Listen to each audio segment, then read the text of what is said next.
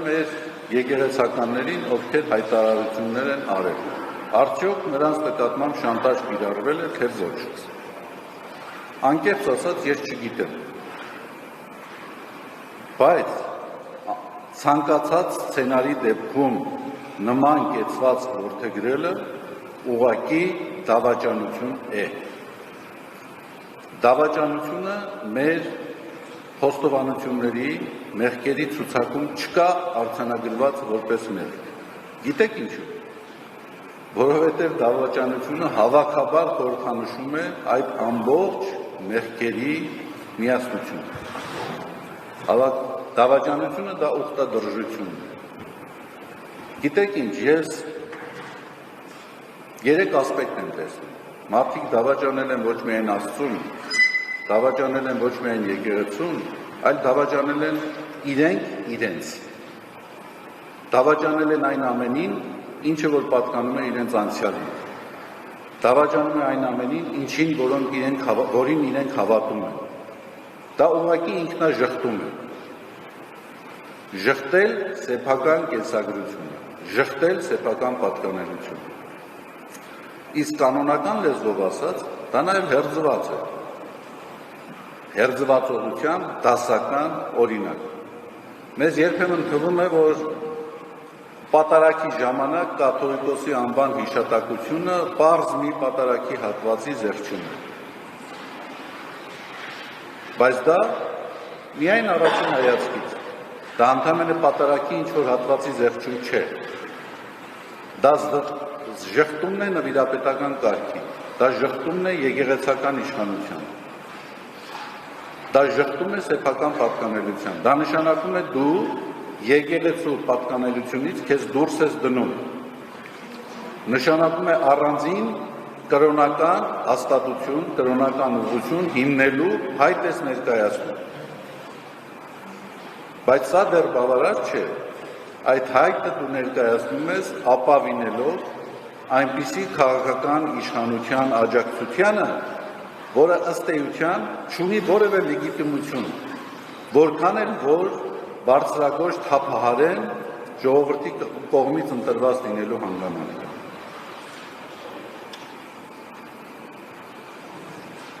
Այն անձինք,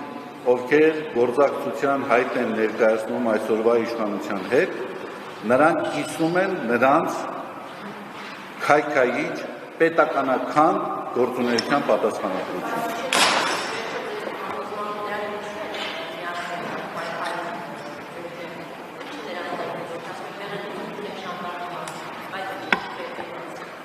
Ձեր անունը ինչպես է։ Ռուզանա ջան, տեսեք, ինձ համար բացարձակ կարևոր չի գործոնները, թե ինչ գործոններ են նպաստել, որպեսզի իրանք այդ քայլը կատարեն։ Ցանկացած քայլ դավաճանական գործողություն կատարած լինելու համար ինչ որ արդարացումներ կարող է ներկայացնել, բայց դա բացարձակապես չի փոխում ընդհանուր արդյունքը։ Ընդհանրապես դա դավաճանություն է։ Ես չգիտեմ, սպառնալիքներ են եղել, սեփական համոզումներից ելնելով են այդպիսի քայլ կատարել։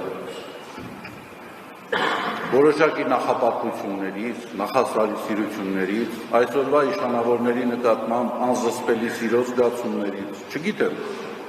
դժվարանում եմ։ Չեմ փորձել ճշտել եւ դա բացարձակապես ինձ համար կարևոր չէ։ Անկախ նրանից, թե ինչ գործոնների ազդեցության տակ է կատարվել այդ գործողությունը, գործողության բնութագիրը չի փոխվում։ Համաձայն չեք։ Երրորդ հարցը։ Ինձ հետ կապված հարցը։ Ուրեմն ինձ հեռանալու, ինձ ուղղված հեռանալու պահանջը, ինձ ծառայությունը կասեցնելու պահանջը կապված է տեսագրությունների հետ, որոնք հրապարակվեցին։ Ուրեմն տեսեք, քանի որ դա տեսագրությունների հետ ուղղակիորեն առնչված է, ես ձեզ ասեմ։ Ուրեմն ես ձեզ 4 հանգամանք կարող եմ նշել, տեսագրությունները, որոնք շրջանառվել են, ոչ ոք դրա համար պատասխանատվություն չի ստանձնել։ Անգամ քննչական կոմիտեն որ այսպես ասած բարյացականորեն տրամադրված մեր նկատմամբ, քննչական կոմիտեն ընդունում է, որ դրանք ապօրինի ինչ-որ տեսագրություններ են։ Ոչ ոք չկա, որ ասի, որ այո, այդ տեսագրությունները մենք ենք արել, մենք ենք պատրաստել, մենք ենք հորինել, չկա անտեր ինչ-որ տեսագրություն, անտեր ինչ-որ առարկա է։ Եվ եթե մի բան անտեր է, որոշակիորեն տուժում է նաև դրա արժանահավատությունը։ Ոչ ոք չկա, որ ասի, այո, սա արել են, սա իրական է եւ այլ եւ այլ։ Երկրորդը, չկա այս գործով որևէ անձ, որը որ ասի, այո, դա այդպես է։ Ամենայնտեպս շոշափվող անձանց շրջանակի մեջ։ Այնտեղ շոշափվում է իմ անձը եւ իմ ընտանիքի անդամների անունները։ Չկա անձ, որը որ հաստատի, որ դա այդպես է։ Երրորդը, որ ավելի հիմնավոր փաստարկ է։ Ուրեմն դուք գիտեք, թե եկեղեցականների շուրջ ինչպիսի արշավ է իրականացվում։ Եվ գիտեք, որ հատկապես որ եկեղեցականների շուրջ։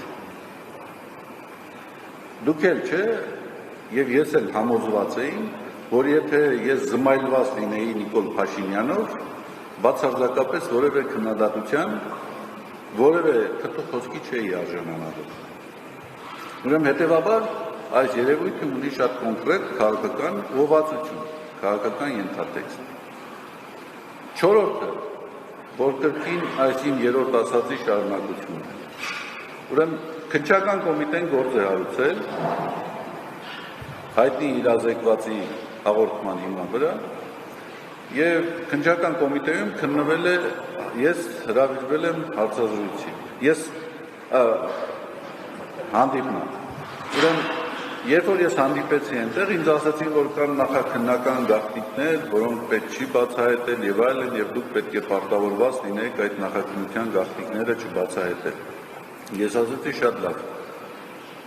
Իսկ այդ արգելքը վերաբերում է միայն ինձ, թե նաեւ ձեզ։ Ուրեմն պարզվեց, այդ արգելքի տակ գտնվում եմ միայն ես։ Եվ դա գիտեք ինչի է նմանվում, նմանվում է, ասենք, մի դարպասի ֆուտբոլի խաղի նման։ Ինչ որ մարդիկ ինձ ձեռքերը կապում են եւ որոշները փորձում են հարվածել։ Բայց հանկարծ պարզվում է, որ այդ նախաքննական գաղտնիքը կարող է հայտնվել երրորդ, չորրորդ անձանց ձեռքը։ Իհարկե ես դրանից էլ չեմ ներսրտում, ոչ էլ դրանից էլ որևէ երկյուղ ունեմ։ Ուրեմն մեկ օրվա մեջ նշանակում է փորձաքննություն, կարծեմ Բաբայան Արսենը այստեղ պետք է լիներ, կամ եթե այստեղ չի ինքը հայտարարություններ արել է։ Մեկ օրվա մեջ նշանակում է փորձաքննություն, եւ մեկ օրվա մեջ փորձաքննության արդյունքները փոխանցվում է այդ քննության հետ կապ չունեցող անձին։ Այդպես չի։ Փորձաքննություն եւ փոխանցվել է մեր եպիսկոպոսներից մեկին։ Ենթադրաբար, ես այդպես գիտեմ, որովհետեւ այդ փորձաքննության արդյունքը համենայնդեպս հրապարակվեց, որ մեր եպիսկոպոսներից մեկին։ Չգիտեմ, վայ ջան, հիմա ասեմ։ Հիմա տեսեք, ընթացակարգերով հետեւյալն է։ Երբ որ փորձաքննություն ես ուզում օբյեկտիվ պատրաստել, պետք է ներգրավել այն անձին, ով ներգրաված է այդ հարցում։ Գետ մենք հնարավորություն պիտի ունենայինք հարցադրումները կազմությանը ինքներս մասնակցել, բացարձակապես նման երևույթ չի եղել։ Երկրորդը, եթե անգամ փորձաքննություն ա լինում, Արսենը շատ լավ նշել էր, փորձաքննություններ են եղել, որոնք տևել են 8 ամիս։ Եվ մեկ օրում հանկարծ պարզվում է, որ այդ անձը, որը որ պատկերված է տեսագրության մեջ, իբրև թե ես եմ։ Այնինչ ես իրենց միանշանակ հայտարարել եմ, սիրելիներս, այս գործը եթե հարուցում եք, պետք է հարուցեք ոչ թե իմ անձնական կյանքի գաղտնիությունը խախտելու հիմքով, այլ իմ նկատմամբ թշնամանք եւ ատելություն սերմանելու հիմքով։ Իմ անձնական կյանքի գաղտնիքը խախտված չէ։ Իմ անձնական կյանքի գաղտնիքը խախտված չէ։ Խախտված չէ նաեւ իմ ընտանիքի անդամներից որևէ մեկի անձնական կյանքի գաղտնիության իրավունքը։ Դուք պետք է գտնեք այն անձին, ով հորինել է այս տեսագրությունը եւ ով տարածել է։ Իհարկե ես չեմ։